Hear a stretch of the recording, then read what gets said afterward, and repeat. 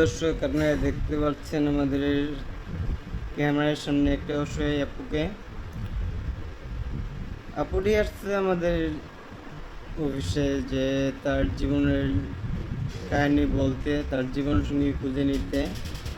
যদি কেউ তাকে সাহায্য করেন এবং তার জীবন কাহিনী শুনে তার দায়িত্ব নিতে চান, তাহলে আমাদেরকে জানাবেন, আমাদের চ্যানেলে নক দিবেন।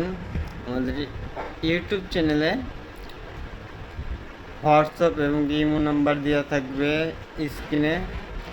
সেক্ষেত্রে আপনারা কেউ ভিডিও কল দিবেন, অডিও কল দিয়ে কথা বলার চেষ্টা করবেন এবং কি ভয়েস দিবেন। এখন আমরা শুনবো আপুটির কাছে আপুর জীবন কাহিনী। আসসালামু আলাইকুম আপু, আপনি আমাদের দর্শককে জানান যে আপনার জীবন কাহিনী বলুন। ওয়ালাইকুম আসসালাম। এবার বলেন। বাড়ি হচ্ছে চাঁদপুর, গ্রাম থেকে আসছি ঢাকা শহরে। মামা মামির কাছে আসছিলাম। তো আমরা 4 বোন 1 ভাই। আমার বাবা মা কেউ নাই। মামা মামির কাছে আসছি, ওনারা আমার একটা বাসায় দিচ্ছে কাজ করার জন্য। তো ওইখানে আসলে আমার বাবা মা বাইসে থাকতে অনেক টাকা পয়সা ঋণ করে গেছে।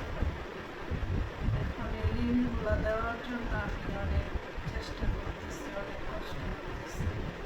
বাসা বাড়িতে কাজ করে আসলে খুবই নির্যাতনের শিকার হই। এখন আমি চাচ্ছিলাম যে এরকম একটা মানুষ আমার জীবনে আসো, যে সে আমার দায়িত্বটা নিয়ে আমার একটু সহযোগিতা করবো, আমি যাতে আমার বাবা মার রাইখা যাওয়া ঋণগুলো যাতে আমি দিতে পারি, এই আর কি। আর ভাই বোন সবাই যার যার মতো আছে, খুবই ভালো আছে, ভালো খারাপ মিলেই আছে সবাই। কেউ অতটা সুখে নাই যে কেউ কারোর সহযোগিতা, সবারই আর্থিক অবস্থা খুবই খারাপ। যে বাচ্চা, আপনি নামটা আমরা জানতে পারি? দর্শককে বলতে পারেন? আসসালামু আলাইকুম গাইস, আপনারা আমাদের রীতি আপুর জীবন কাহিনী শুনলেন। কেউ যদি তাকে সাহায্য করতে চান, তার পাশে দাঁড়াতে চান, তাহলে আমাদেরকে নক দিবেন।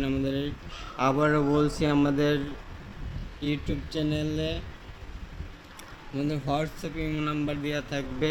কেউ ভিডিও কল দিবেন না, অডিও কলে কথা বলার চেষ্টা করবেন। আসসালামু আলাইকুম।